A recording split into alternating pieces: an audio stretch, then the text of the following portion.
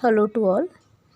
आज हम आपके अध्याय 7 के अध्ययन को आगे बढ़ाते हुए पेज नंबर 154 पर नगर राज्य के बारे में पढ़ेंगे। नगर राज्य जो है ये आपको यूरोप में किस तरीके से नए नए नगरों का विकास हुआ, यूरोप में नगरीकरण हुआ और नवीन संस्कृति का प्रवेश हुआ, इसका परिचय देने के लिए एक आपको घटना बताई है, एक राज्य का वर्णन दिया है कहानी के रूप में, ताकि आप समझ पाएँ कि किस तरीके से यूरोप के नगरों में कैसी संस्कृति रही और उन संस्कृतियों से परिवर्तन हुआ। जैसे इस घटनाक्रम को, इस कहानी को अपन पढ़ते हैं। कार्डिनल गैस्पारो कॉन्तारिनी ने अपने ग्रंथ में कुछ वर्णन किया है। वो ग्रंथ का नाम क्या दिया है? The common and government of Venice, ये ग्रंथ का नाम है, जिसके लेखक कौन थे? कार्डिनल गैस्पारो कॉन्तारिनी। इन्होंने इस ग्रंथ में अपने नगर राज्य की लोकतांत्रिक सरकार के बारे में बताया है, यानी कि उन्होंने अपने नगर में किस प्रकार की सरकार चलती थी। जैसा बताया जा रहा है वहाँ पर लोकतंत्रात्मक सरकार चलती थी और वो किस प्रकार से शासन को चलाती थी, उसकी क्या प्रावधान थे, वो सब उन्होंने अपने इस ग्रंथ में बताया। नगर का हमारे वेनिस के संयुक्त मंडल की संस्था के बारे में जानने पर आपको ज्ञात होगा कि नगर का संपूर्ण प्राधिकार एक ऐसी परिषद के हाथों में है जिसमें 25 वर्ष से अधिक आयु वाले संभ्रांत वर्ग के सभी पुरुषों को सदस्यता मिल जाती है। यानी कि इस बात से हमें ये पता चल पा रहा है कि नगर वेनिस की यहाँ बात हो रही है पहली बात तो, और वेनिस में किस प्रकार की सरकार चलती थी? ऐसी सरकार चलती थी जिसका मुख्यालय, जिसकी केंद्र सरकार एक परिषद के रूप में थी, और उस परिषद में कितनी उम्र से अधिक लोगों को सदस्यता मिल जाती थी? जो व्यक्ति 25 वर्ष से अधिक आयु के होते थे और संभ्रांत वर्ग यानी कि समाज की उच्च श्रेणी से संबंधित हुआ करते थे, उन लोगों को इस परिषद में सदस्यता मिल जाती थी और संपूर्ण नगर की शासन प्रणाली का संचालन यही परिषद करती थी।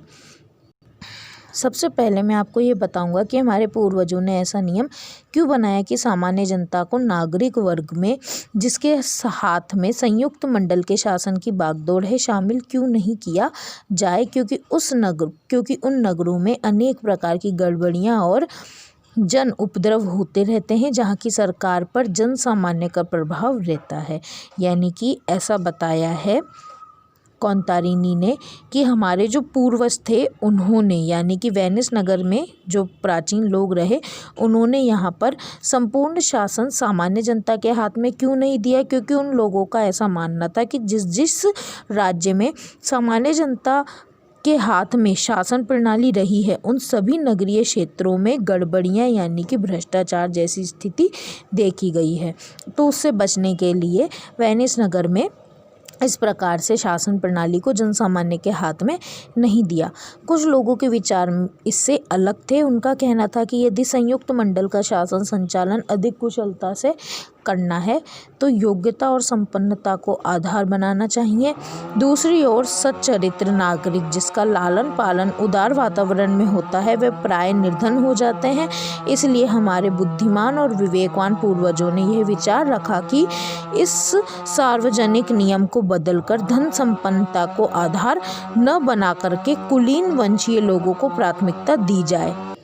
इस बात से ये स्पष्ट किया जा रहा है कि कुछ लोग ऐसा मानते थे कि जो शासन सत्ता है वो उन लोगों के हाथ में दी जानी चाहिए जो कि पहले से ही उच्च परिवार से संबंधित रहे हों, धनी परिवार से या शासन परिवार से संबंधित रहे हों। उन लोगों का मानना था कि यदि संभ्रांत लोगों को शासन दिया जाएगा तो वो लोग, क्योंकि ऑलरेडी ही धनवान परिवार से हैं, उनके पास में किसी प्रकार की भी कोई कमी नहीं रही है, धनवान होने की वजह से उन लोगों को अच्छी शिक्षा भी मिली है, अच्छा पोषण और अच्छे संस्कार भी मिले हैं और वो लोग अच्छे वातावरण में रहे हैं। अगर उन लोगों के हाथ में सत्ता दी जाएगी तो वही लोग अच्छे से शासन को चला पाएंगे। वंशीय लोग ही सत्ता में न रहें। अब यहाँ से पढ़ना है हमें।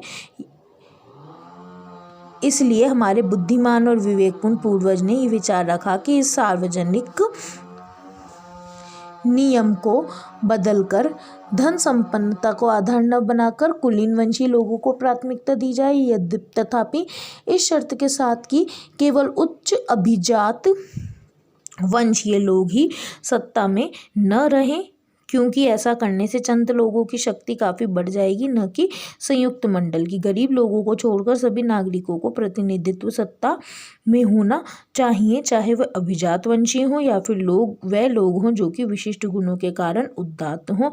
इन सभी को सरकार चलाने का अधिकार मिलना चाहिए। यानी कि ये बात ध्यान रखिए कि केवल धनवान होना ही काफ़ी नहीं है, बल्कि वो व्यक्ति जो कि कुलीन वंश से संबंधित है, यानी कि ऐसे परिवार से संबंधित है जो कि राजघराने से संबंध रखता हो, उन लोगों को शक्ति दी जानी चाहिए। परंतु उसके साथ में वो लोग जो कि चाहे राज परिवार से संबंध ना रखते हो या फिर धनवान भी ना हो, परंतु उनकी विद्वता यानी उनकी जानकारी, उनकी विद्वानता के कारण अगर वो समाज में लोकप्रिय हैं तो उनको भी सरकार में प्रतिनिधित्व दिए जाने का अवसर दिया जाना चाहिए। इस तरीके से हमें समझ में आया कि वेनिस नगर में कैसा शासन चलता था, जिस जगह की सरकार का निर्माण जन सामान्य में से चुने हुए अभिजात वर्ग या फिर वंशीय वंश के लोगों को इकट्ठा करके सरकार को बनाया जाता था और उनके माध्यम से वेनिस के शासन को चलाया जाता था। अब जैसे कि आप यहाँ एक सारणी देखोगे 14वीं और 15वीं शताब्दी की बताई है।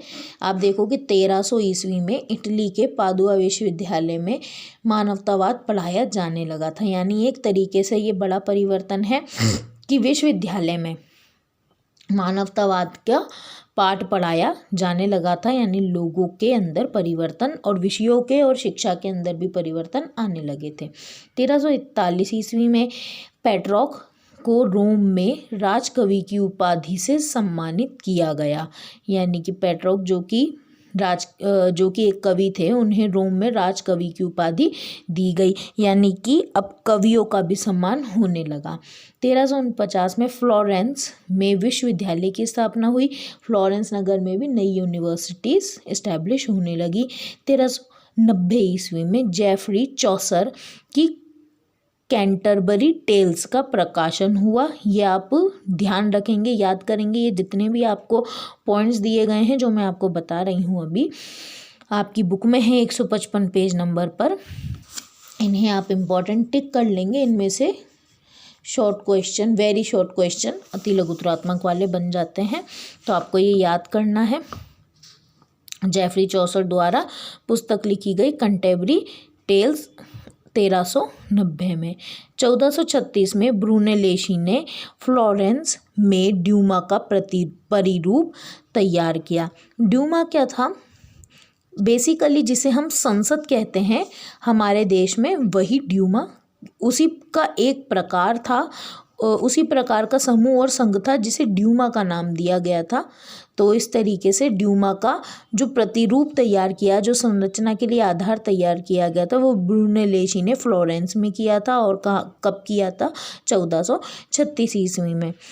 1453 ईस्वी में कुस्तुनतुनिया के बाइजेंटाइन शासक को ऑटोमन तुर्कों ने पराजित किया था। इधर तो आप बिल्कुल अंडरलाइन कर ही लेंगे या टिक कर लेंगे, ये वाला मोस्ट इम्पॉर्टेंट है, प्रश्न आ ही जाता है। कुस्तुनतुनिया पर किसके माध्यम से अधिकार किया गया, या कुस्तुनतुनिया राजवंश को किसके माध्यम से हराया गया और कब?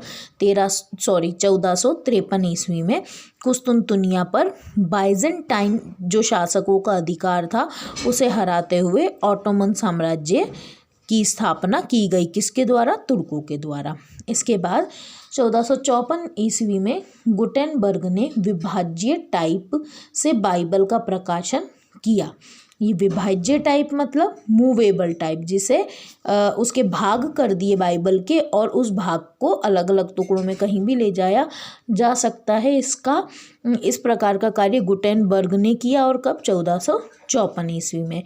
1484 ईस्वी में पुर्तगाली गणितज्ञों ने सूर्य का अध्ययन कर अक्षांश की गणना की कि सूर्य के अक्षांश कितना है और उसकी क्या विधि है, क्या गणना है। वो सारा कार्य 1484 ईस्वी में पुर्तगाली गणितज्ञों ने किया। 1492 में कोलंबस ने अमेरिका की खोज की। इधर भी आप टिक कर लेंगे, ये भी एक याद करने की चीज़ है। 1495 में लियोनार्डो दा विंची ने लास्ट सपर नाम का एक चित्र बनाया, ये भी आप टिक कर लेंगे, इम्पॉर्टेंट है, कई बार आ जाता है प्रश्न। और 1512 ईस्वी में माइकल एंजिलो ने सिस्टीन चैपल की छत पर चित्र बनाया, यानी कि ये जो था आपका 15वीं ईस्वी वाला और 16वीं ईस्वी वाला समय, इस वक्त पर चित्रों का निर्माण होने लगा था और लोग इससे अपनी संस्कृति को जोड़कर देखने लगे थे। अगला टॉपिक अपन देख रहे हैं, विश्वविद्यालय और मानवतावाद के बारे में बताया जा रहा है। यूरोप में सबसे पहले विश्वविद्यालय इटली के शहरों में स्थापित हुए, ये आप अंडरलाइन कर लेंगे कि यूरोप में सबसे पहले विश्वविद्यालय किन जगहों पर स्थापित हुए थे, इटली के शहरों में हुए थे। ठीक है, ये आपको याद करना है। 11वीं शताब्दी से पादुआ और बोलोनिया विश्वविद्यालय विधि शास्त्र के अध्ययन केंद्र थे। विधि शास्त्र मतलब कानून, जिसे हम लॉ की डिग्री, लॉ की पढ़ाई कहते हैं, वो उसकी शिक्षा के लिए 2 विश्वविद्यालय प्रसिद्ध थे, बोलोनिया और पादुआ। इसका कारण यह था कि इन नगरों के प्रमुख क्रियाकलाप व्यापार वाणिज्य संबंधी थे, इसलिए वकीलों और नोटरी की बहुत अधिक आवश्यकता होती थी, क्योंकि वे नियमों को लिखते और उनकी व्याख्या करते और समझौते तैयार करते थे। ऐसा क्यों था कि इटली के नगरों में ये जो 2 विश्वविद्यालय स्थापित हुए, ये कानून की शिक्षा से संबंधित थे, इसलिए थे क्योंकि इन जगहों पर वकीलों और नोटरी की डिमांड ज़्यादा थी, क्योंकि यहाँ व्यापार वाणिज्य ज़्यादा होता था। व्यापारियों के मध्य संबंधों के लिए जो कानून बनाए जाते थे, जो एग्रीमेंट बनाए जाते थे, वो सारा कार्य कानूनी था, यानी कि वकीलों की डिमांड ज़्यादा थी, इसलिए यहाँ इस प्रकार के विश्वविद्यालय स्थापित हुए। इनके बिना बड़े पैमाने पर व्यापार करना संभव नहीं था। वकीलों के बिना या फिर इनके द्वारा लिखित पत्रों के बिना, एग्रीमेंट्स के बिना व्यापार नहीं कर सकते थे। यही कारण था कि कानून का अध्ययन एक प्रिय विषय बन गया था यूरोप में। यहाँ पर आप अंडरलाइन कर लेंगे। मैं आपको क्वेश्चन भी दूंगी गृह कार्य वाले में, उसका आंसर यही होगा। मैं इस प्रकार से प्रश्न दूंगी कि यूरोप में कानून का अध्ययन क्यों प्रिय बन गया, तो उसका आंसर आप ये वाला पैराग्राफ लिखेंगे। ठीक है, लेकिन कानून के अध्ययन से ये बदलाव आया कि उसे रोमन संस्कृति के संदर्भ में पढ़ा जाने लगा। फ्रांचेस्को पेट्रोक इस परिवर्तन का प्रतिनिधित्व कर रहे हैं।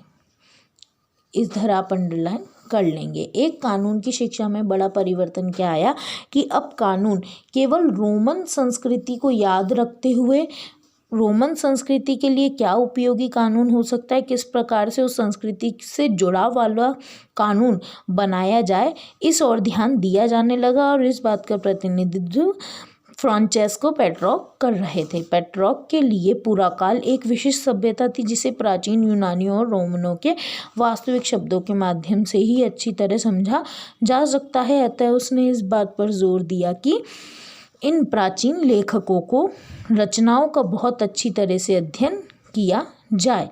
ये जो पेट्रोक थे, इनकी रुचि प्राचीन समय में रही रोमन सभ्यता और रोम संस्कृति के प्रति बहुत ज़्यादा सम्मानपूर्वक रही थी, इसलिए वे चाहते थे कि जिस भी चीज़ का आधुनिक समय में निर्माण हो वो रोमन संस्कृति और सभ्यता से संबंधित रहे। और इस संबंध को जानने के लिए हमें प्राचीन संस्कृति को समझना पड़ेगा, और प्राचीन संस्कृति को समझने के लिए उन्होंने माना कि लेखकों ने जो उस समय रचनाएं दी थी उन्हें अच्छी तरीके से अध्ययन किया जाए, उन्हें समझा जाए, तभी हम उसे नवीन संस्कृति से जोड़ पाएंगे। इस शिक्षा कार्यक्रम में यह अंतर्निहित था कि बहुत कुछ जानना बाकी है, और यह सब हम केवल धार्मिक शिक्षण से नहीं सीखते। यानी इस नई संस्कृति में उन लोगों ने ऐसा मान लिया कि अभी काफ़ी ऐसी नई चीज़ें हैं जिसकी जानकारी जीवन में बहुत ज़रूरी है, और वो समस्त जानकारी केवल और केवल धर्म शिक्षा से नहीं मिल सकती है, धार्मिक ग्रंथों की शिक्षा से नहीं मिल सकती है। इस नई संस्कृति को 19वीं शताब्दी के इतिहासकारों ने मानवतावाद का नाम दिया। इधर आप अंडरलाइन कर लेंगे। इस प्रकार से लोगों का ध्यान मानवीय संस्कृति, मानवीय क्रियाकलापों और मानव के जीवन पर गया और मानवीय संबंधों को जानने समझने के लिए उन लोगों ने ध्यान देना प्रारंभ किया। इसी संस्कृति, इसी समाज को मानवतावाद का नाम दे दिया गया। 15वीं शताब्दी के शुरू के दशकों में मानवतावादी शब्द अध्यापकों के लिए प्रयुक्त होता था, जो व्याकरण, अलंकार शास्त्र, कविता, इतिहास, नीति, दर्शन विषय पढ़ाते थे। यानी कि पहले मानवतावादी शब्द यूज किसके लिए होता था? केवल उन शिक्षकों के लिए जो ये सब विषय पढ़ाया करते थे। लातीनी शब्द ह्यूमैनिटास,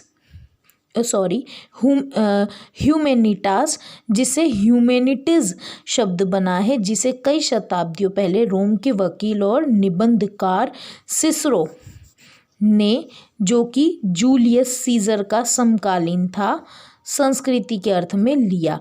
यानी कि एक वर्ड था ह्यूमैनिटास जो कि ह्यूमैनिटीज से बना है।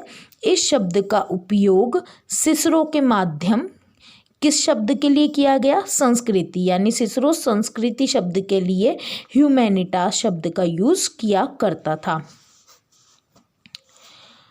ये विषय धार्मिक नहीं थे, वरन उस कौशल पर बल देते थे जो व्यक्ति चर्चा और वाद विवाद से विकसित करता है। इस प्रकार से ये जो विषय था मानवतावाद, ये कोई धर्म से संबंधित बात नहीं थी, ये बल्कि वो विषय था जो कि ये बताता था कि व्यक्ति दूसरे व्यक्ति या दूसरे व्यक्ति समूह से चर्चा करके, वाद विवाद करके जिन विचारों की, जिस विकास की प्राप्ति करता है, वही मानवतावाद से संबंधित उन्होंने विषय माना है। इन क्रांतिकारी विचारों ने अनेक विश्वविद्यालयों का ध्यान आकर्षित किया। इनमें एक नया स्थापित विश्वविद्यालय फ्लोरेंस भी था, जो पेट्रोक का स्थायी नगर निवास था। अगर कभी पूछ लिया जाए पेट्रोक का स्थायी नगर निवास क्या था, तो आप लिख देंगे फ्लोरेंस था।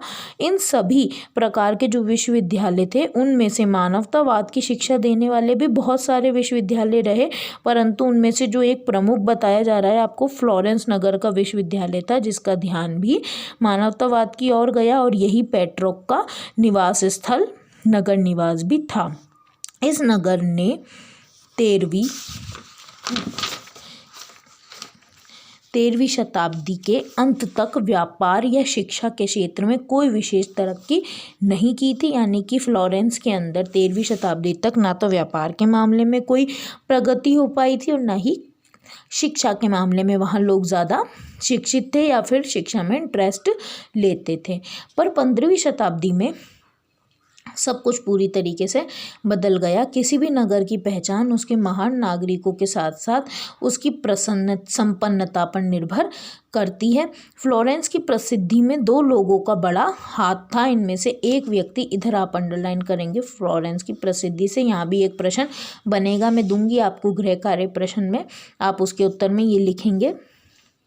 दो व्यक्तियों का हाथ था, दांते अलीगढ़ी, और जो किसी धार्मिक संप्रदाय विशेष से संबंधित नहीं रहे, पर उन्होंने अपनी कलम धार्मिक विषयों पर चलाई थी। इसका मतलब ये है कि जब तक फ्लोरेंस नगर का विकास नहीं हुआ था, वो बहुत पिछड़ा था और समाज उससे परिचित नहीं था, परंतु धीरे धीरे फ्लोरेंस नगर को प्रसिद्धि मिलने लगी। ऐसा कब हुआ? 15वीं शताब्दी के बाद में ऐसा हुआ। फ्लोरेंस नगर को प्रसिद्ध बनाने में दो व्यक्तियों का हाथ था। एक तो था दांते अलीगढ़ी, वो व्यक्ति जो थे वो धार्मिक विषयों पर लेख लिखा करते थे, ठीक है। दूसरे व्यक्ति थे जोटो, जिन्होंने जीते जागते रूपचित्र बनाए। जीते जागते रूपचित्र यानी इस प्रकार से पेंटिंग्स करना स्टार्ट किया, और उनकी पेंटिंग ऐसी लगती थी जैसे सही में ये मानव ही है जो कि इस चित्र के अंदर बैठा है, पूरा नगर ही है जो कि इस चित्र में नज़र आ रहा है। यानी उनके चित्र जीवंत नज़र आया करते थे। उनके बनाए रूप चित्र पहले के कलाकारों की तरह बेजान नहीं थे। इसके बाद धीरे धीरे फ्लोरेंस इटली के सबसे जीवंत बौद्धिक नगर के रूप में जाना जाने लगा, क्योंकि ये दोनों ही जो विद्वान थे, एक लेखक दूसरा चित्रकार, इनके लेख और जोटो की चित्र पूरे विश्व में बहुत पसंद की जाने लगी। लोग इनसे जुड़ने लगे, जिसके कारण धीरे धीरे फ्लोरेंस नगर अन्य नगरों में भी पहचाना जाने लगा और इटली का सबसे जीवंत बौद्धिक नगर के रूप में इसकी पहचान बन गई। कलात्मक कृतियों के सृजन का भी ये एक केंद्र बन गया था। रेनेसा व्यक्ति शब्द का प्रयोग प्राय उस मनुष्य के लिए किया जाता है जिसकी अनेक रुचियां हों और अनेक हुनर में उसे महारत प्राप्त हो। इधर आप अंडरलाइन करेंगे, ये एक छोटा प्रश्न बनेगा, मैं दूंगी भी आपको महत्वपूर्ण प्रश्न और गृह कार्य प्रश्न में। रेनेसा व्यक्ति, ये शब्द जो है इसका अर्थ क्या है?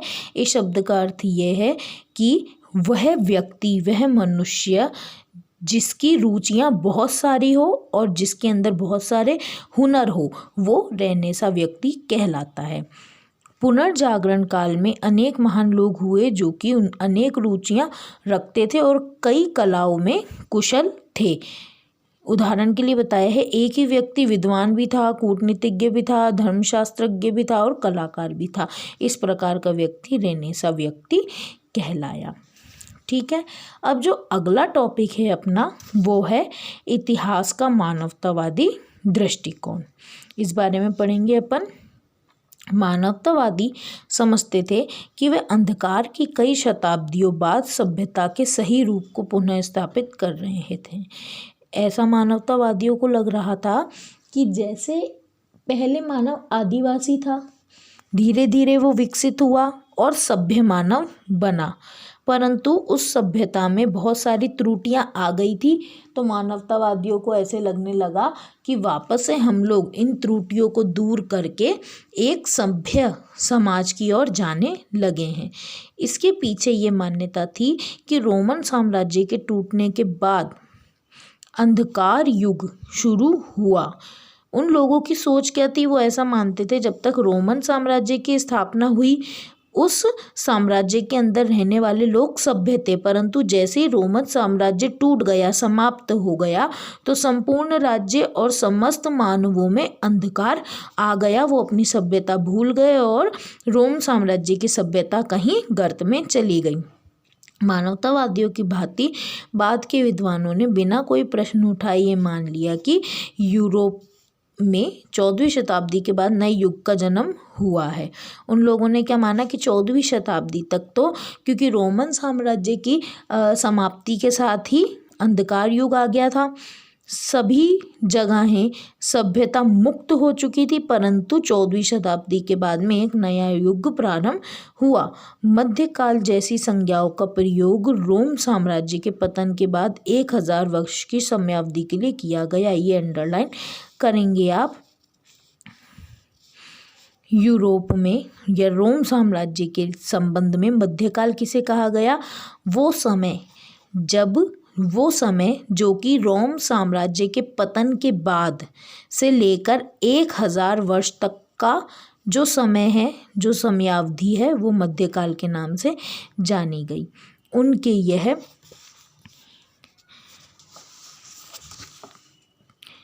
तर्क थे कि मध्य युग में चर्च ने लोगों की सोच को इस तरह जकड़ रखा था कि यूनान और रोम वासियों का समस्त ज्ञान उनके दिमाग से निकल चुका था। क्या मानने लगे थे विद्वान कि उन्होंने ऐसा क्यों कहा कि रोम साम्राज्य के पतन के साथ ही अंधकार युग आ गया? उसके पीछे कारण ये था कि वो लोग मानने लगे थे कि जैसे ही रोम साम्राज्य का पतन हुआ, जब से लेकर के 1000 वर्ष तक के बीच का जो वक्त था वो मध्य युग था, और इस मध्य युग में जितने भी लोग थे वो पूरी तरीके से चर्च के चंगुल में फंस चुके थे। चर्च, पादरी और पोप के द्वारा जैसे भी कहा जाता था, लोग बिना सोचे समझे उन बातों को मानने लगे थे। यानी कि लोगों ने अपनी विचार शक्ति को बिल्कुल बंद कर दिया था, उनका दिमाग बिल्कुल कार्य नहीं करता था, केवल वो चर्च और पोप द्वारा कहे गए कार्यों को ही बिना सोचे समझे मान लिया करते थे। और साथ में आपको बताया यूनान और रोम वासियों का समस्त ज्ञान उनके दिमाग से निकल चुका था। यानी वो मानते थे कि जैसे ही रोम साम्राज्य का पतन हुआ, समाज पर, लोगों पर पोप ने और चर्च ने अपना आधिपत्य स्थापित किया और अपने अनुसार लोगों के ऊपर नियम कायदे थोपना प्रारंभ किया, तो लोग अपनी प्राचीन संस्कृति को भूल गए और चर्च और पोप के द्वारा कही जाने वाली नवीन बातों के अनुसार ही अपने जीवन को चलाने लगे। मानवतावादियों ने आधुनिक शब्द का प्रयोग किया 15वीं शताब्दी से शुरू होने वाले काल के लिए किया। ये आपको पता होना चाहिए। यहाँ पर भी एक प्रश्न बन रहा है, मैं दूंगी, मध्य युग और आधुनिक युग में क्या अंतर है। आधुनिक युग या आधुनिक शब्द का उपयोग मानवतावादियों ने किस समय के लिए किया? जब रोम के अंदर 15वीं शताब्दी की शुरुआत हुई। ये वो समय था जब से लोगों ने चर्च के द्वारा जो उनका जीवन चल रहा था, उस जीवन का परित्याग करते हुए अपनी विचार शक्ति और तर्क के आधार पर अपने जीवन को आगे चलाना प्रारंभ किया। खुद के विचारों के माध्यम से उन्होंने नियम कायदे बनाए, सरकार बनाई और पूर्ण रूप से चर्च से नियंत्रण मुक्त होकर के अपने जीवन को चलाया। ये 15वीं शताब्दी के बाद हुआ, इसलिए ये आधुनिक युग के नाम से जाना जाता है। मानवतावादियों और बाद के विद्वानों द्वारा कुछ कालक्रम निश्चित किए गए। किस प्रकार से थे? शताब्दी और मध्य युग में किया। जैसे कि 5 से 14वीं शताब्दी को मध्य युग कहा गया, 5 से 9 शताब्दी अंधकार युग कहलाया, 9 से 11वीं शताब्दी आरंभिक मध्य युग कहलाया, 11 से 14वीं शताब्दी उत्तर मध्य युग कहलाया। यानी कि ये जो तीनों हैं, ये तीनों का जो केंद्र नाम है मध्य युग है, या हम कहें मध्य युग के 3 भाग थे, अंधकार युग, आरंभिक मध्य युग और उत्तर मध्य युग। अंधकार युग कौन सा? जिस समय मानव अपनी सभ्यता रोमन संस्कृति को भूल गया था। आरंभिक मध्य युग कौन सा? जिस समय मानव अपनी संस्कृति की ओर वापस से उन्मुख होने लगा। और उत्तर मध्य युग कौन सा? जिस समय मानव चर्च के चंगुल से मुक्त होने के लिए प्रयासरत होने लगा और उसके विचार चर्च से हटने लगे और अपनी संस्कृति की ओर जाने लगे। ये सब कुल मिलाकर के मध्य युग कहलाया, जो कि 15 से 14वीं शताब्दी के तक का था। और 15वीं शताब्दी के बाद का जो समय था वो आधुनिक युग कहलाया। और आधुनिक युग कौन सा था? जो कि पूर्ण रूप से चर्च से मुक्त था, उसके नियंत्रण बिल्कुल भी मानव के ऊपर अब नहीं रह गए थे और मानव अपने विचार और कलाओं के माध्यम से अपने जीवन को आगे बढ़ाने लगा था। हाल में अनेक इतिहासकारों ने इस काल विभाजन पर सवाल उठाया है। यानी कई इतिहासकार इस काल विभाजन को सही नहीं मानते हैं। इस काल के यूरोप के बारे में जैसे जैसे खोजें और शोध बढ़ाए गए, वैसे वैसे विद्वानों ने शताब्दियों की सांस्कृतिक समृद्धि या असमृद्धि को आधार बना करके तीक्ष्ण विभाजन करने में अपनी दुविधा जताई। जैसे नए नए शोध रिसर्च किए जाने लगे तो कई सारे विद्वान ने ऐसा मानने लगे कि जैसे जैसे संस्कृति समृद्ध होती गई या जिस वक्त असमृद्ध हुई, उसके आधार पर ही हमने इन कालों को विभाजित किया है। पर उस आधार पर कालों का विभाजन करना बहुत ज़्यादा एक कठिन काम उन लोगों के द्वारा माना जाने लगा। किसी भी काल को अंधकार युग की संज्ञा देना उन्हें अनुचित लगा। नए विद्वानों के माध्यम से जब संस्कृति के उत्थान और अवनति के आधार पर नवीन काल या फिर अंधकार युग की स्थापना या अंधकार युग कहे जाने वाले समय को खोजने की बात हुई, तो उन विद्वानों ने असमंजस व्यक्त करते हुए कहा कि संस्कृतियों के उत्थान और अवनति के माध्यम से अंधकार युग का चुनाव करना अपने आप में एक बहुत चुनौतीपूर्ण कार्य है और वो ऐसा नहीं कर सकते हैं। इसलिए उन लोगों ने इस बात पर अपना विचार व्यक्त करते हुए अंधकार युग की संज्ञा देना किसी भी काल को अनुचित माना। अगला जो आपका टॉपिक है, विज्ञान और दर्शन अरबियों का योगदान, यानी कि किस प्रकार से यूरोप में विज्ञान और दर्शन का विकास हुआ और उस विकास में अरबियों ने किस प्रकार से अपना योगदान प्रदान किया। इस टॉपिक में अपन को यही सारा कुछ पढ़ना है। इस टॉपिक के बारे में अपन नेक्स्ट वीडियो में बात करेंगे।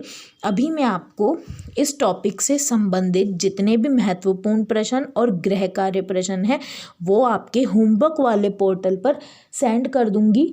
सारा जितना भी होमवर्क दिया जा रहा है, बार बार कह रहे हैं हम सभी कि आपको टाइम टू टाइम आपकी होमवर्क कॉपी में कंप्लीट करना है और आपकी होमवर्क कॉपीज़ को चेक किया जाएगा। तो इसलिए आपको जिस भी दिनांक को जो भी होमवर्क दिया जा रहा है चैप्टर से संबंधित, वो सारा होमवर्क आप अपनी कॉपी के अंदर टाइम टू टाइम कंप्लीट करेंगे और ध्यान रखेंगे कि इस चैप्टर से जो आज मैंने टॉपिक पढ़ाया है उस टॉपिक से संबंधित जो गृह कार्य और महत्वपूर्ण प्रश्न बन रहे हैं वो मैं आपके होमवर्क वाले पोर्टल पर सेंड कर दूंगी। तो आप उन्हें देख लेना, अपनी होमवर्क कॉपी में आज की दिनांक में काम पूरा कर लेना, पिछला भी सारा टाइम टू टाइम पूरा कर लेना। आगे का जो टॉपिक है वो अपन नेक्स्ट वीडियो में कंटिन्यू करेंगे। Thank you.